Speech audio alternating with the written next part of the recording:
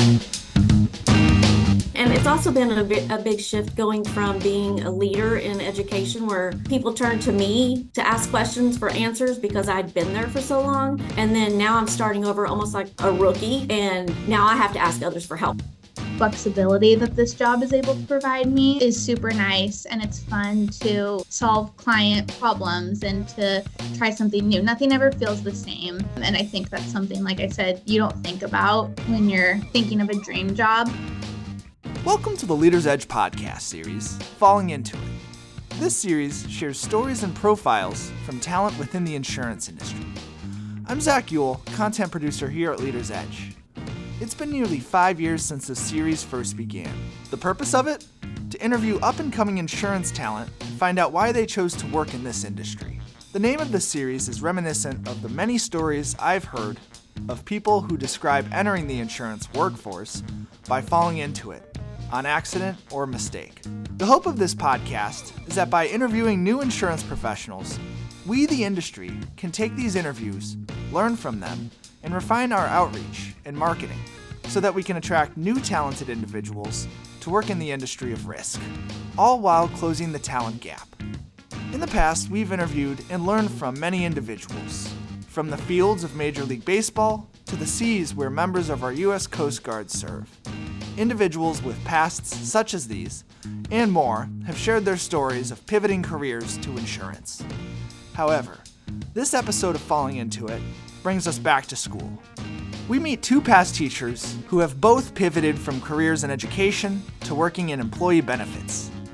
One, Casey Allsbrooks, a seasoned past teacher with 29 years of experience working in education, teaching K through 4th grade, recently made the jump to working as an account manager at Marsh McLennan Agency.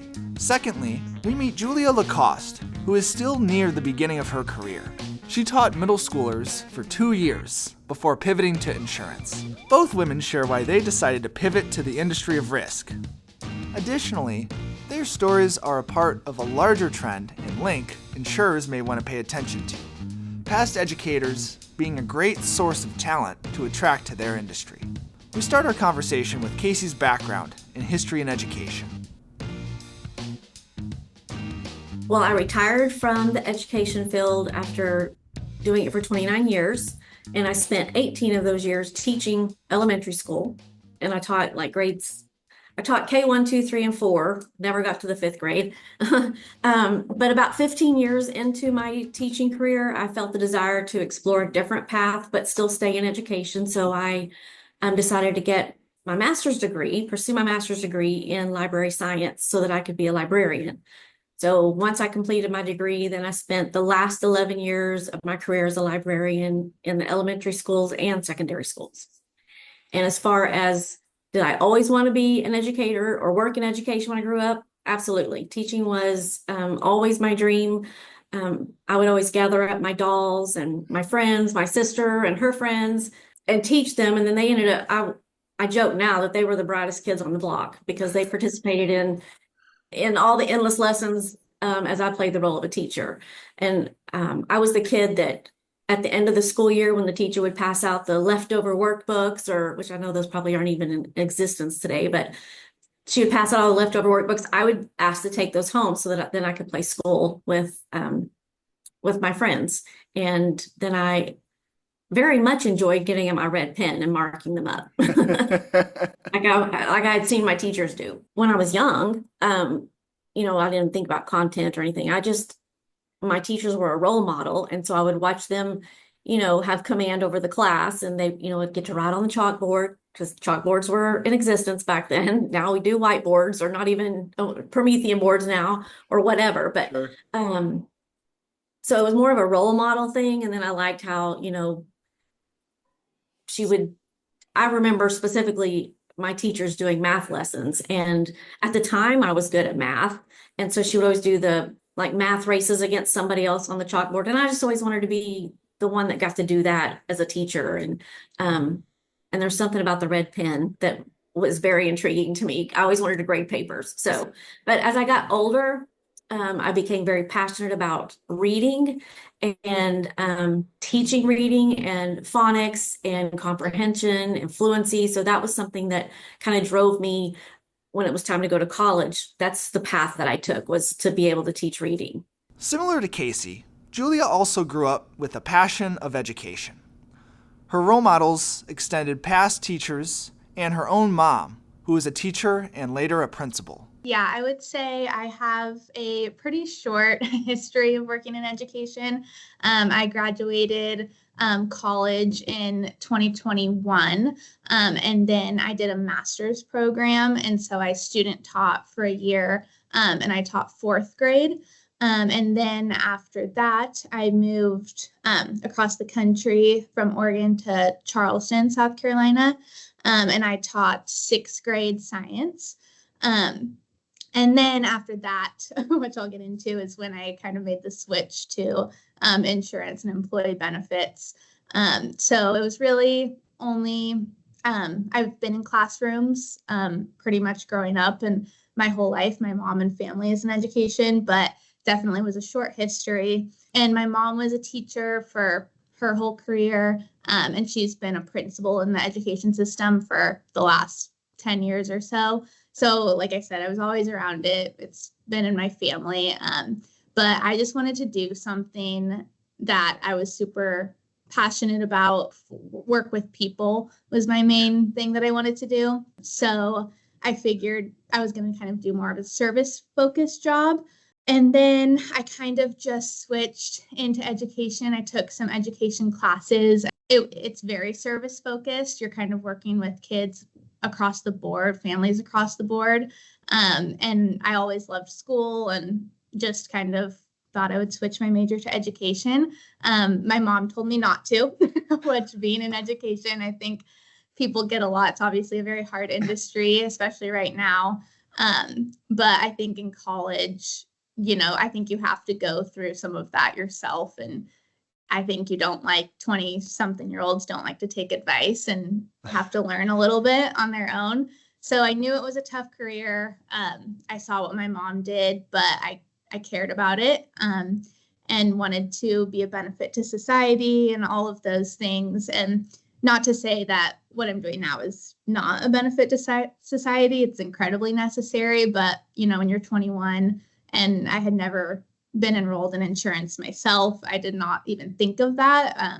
You're not going to think about this career as helping others like you do with something like teaching. I guess it's not as obvious. Next, both women discuss how they pivoted careers from teaching to insurance and what that pivot was like.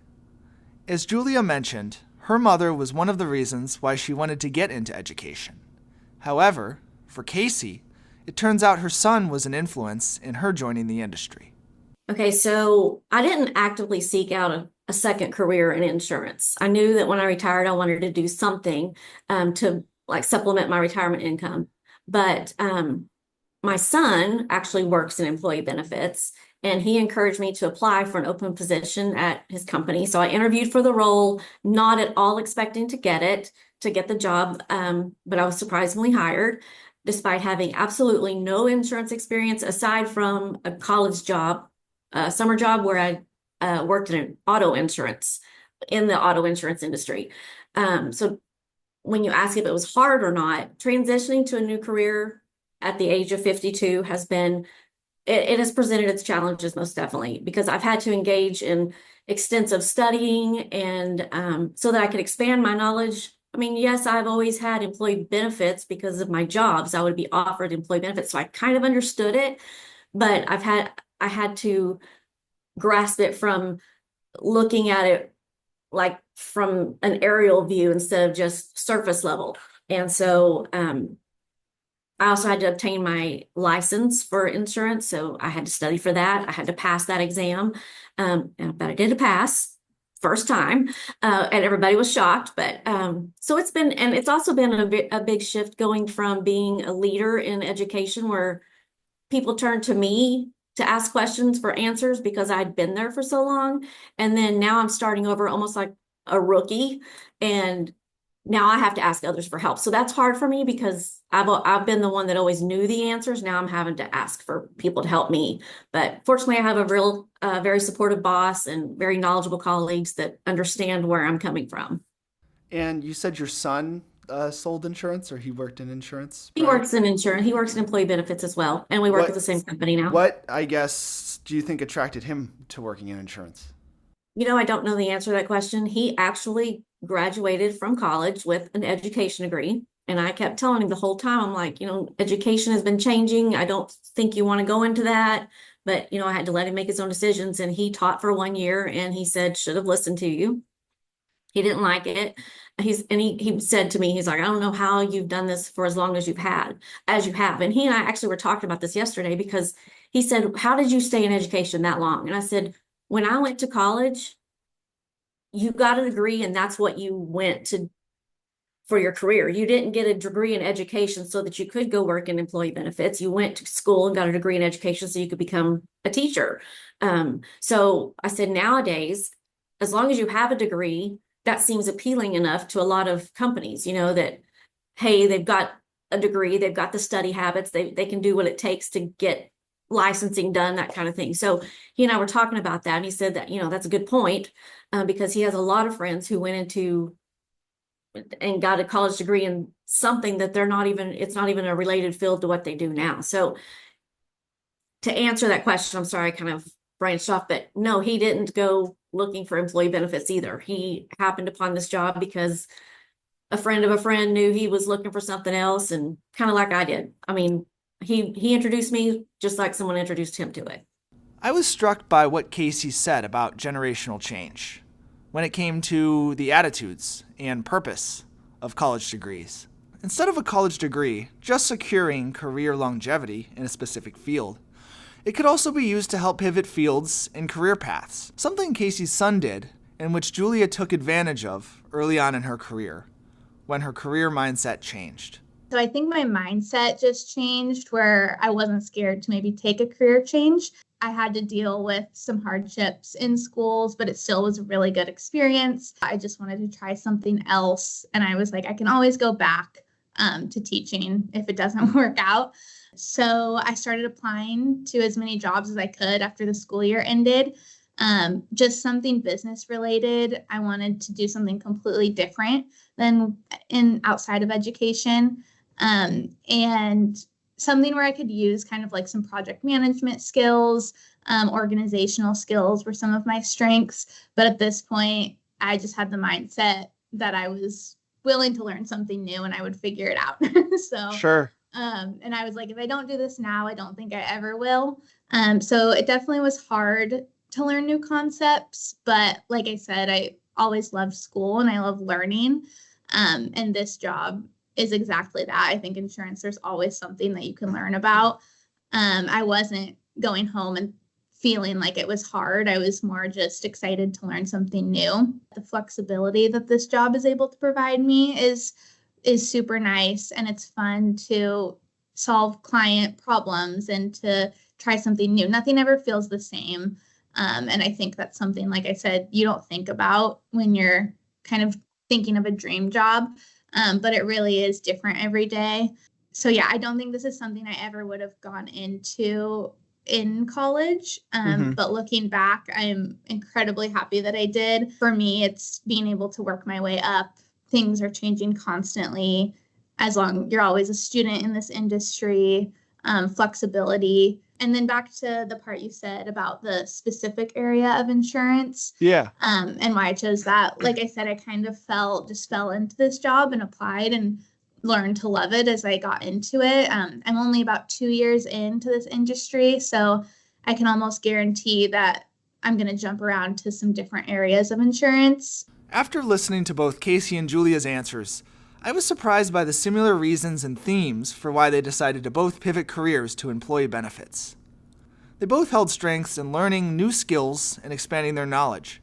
But what other strengths did they hold, which made their pivot from education to insurance work? Probably the biggest answer, which I think can transfer to a lot of jobs, but would just be communication skills. I think it is incredibly useful in that I went from trying to teach 12-year-olds photosynthesis, which can be incredibly hard when you have to bring content down to the level of developmentally a brain that is so many years behind your brain and make it make sense. I think teachers don't get enough credit for that. But now it's funny, a big part of my job is explaining benefits to employees and creating client deliverables to employees. And so I always think, in a way, it's similar to teaching in that aspect. So I always think of myself at 21 and I knew nothing about insurance. And I had to call my mom when I enrolled in benefits for the first time. And I was like, I don't know what any of this means. And now basically I'm explaining benefits and a concept that I've spent 2 years studying to employees that they could just be starting their career. A lot of people, obviously, they're not going to know as much about it as the person working in the industry. And so just making it digestible and comprehensible to those people is very similar to teaching. And then I think like organization and task management in teaching, you're handling a million different things within a day. You're constantly putting out problems. The problems are going to be totally different, but I think just how I handle stress and how I can delegate tasks all applied to this role. Diversity and inclusion is a huge thing. I always had to focus on promoting diversity and inclusion with students. They come from all different walks of life. They all are different cultures. They're all different learning styles. And employee benefits, I feel that that's kind of the same because I have to offer support for the different needs of employees and make sure that they're getting what they need as far as the benefit package as a whole. And then this was one that I thought of policies. In education, there's policies that you have to, there's certain regulations with the state, there's certain regulations with educational standards, just like there's compliance in employee benefits, there's labor laws. Yeah, I see a lot of comparisons there that I probably wouldn't have thought of had we not had this conversation. In education, we teach that everybody makes mistakes and, you accept it and you learn from it. I have definitely had to follow that learning curve with employee benefits because I make mistakes and I have to learn from it. Communication skills is something else. Educators, as an educator, you have to develop strong communication skills so that you can convey information in a way that students understand it. Just as that skill is invaluable in employee benefits, where clear communication about the benefits is essential so that they understand. And this is something that I, as just an employee being offered benefits, see differently now. No one ever explained them to me like I want to explain to employees now. I just got a packet and we were told to read it and pick what we wanted. Now I am passionate about employees understanding. Empathy is huge. Working in education, you foster this deep sense of empathy and understanding of all the different needs. So it's also crucial in employee benefits because it helps design programs that will cater to those varied needs of employees. I wouldn't be where I am without collaboration and teamwork in employee benefits, even as an educator. If you don't have a team that you can rely on, that you can support each other in both sectors, then to grow, you don't find yourself growing. Although there is no specific statistic that tracks the number of teachers who make a career pivot to insurance, there are many reasons, including those shared in this podcast, why past teachers make a great fit for future insurance talent. The industry of risk offers transferable skills, familiarity with customer service and collaboration, more flexible scheduling, and opportunities for financial growth. Perhaps the insurance brokerage industry should focus more on this hard-working career demographic when recruiting talent. And to end it, thanks for listening to this episode of Falling Into It. Find more episodes of this series at leadersedge.com or wherever you listen to podcasts.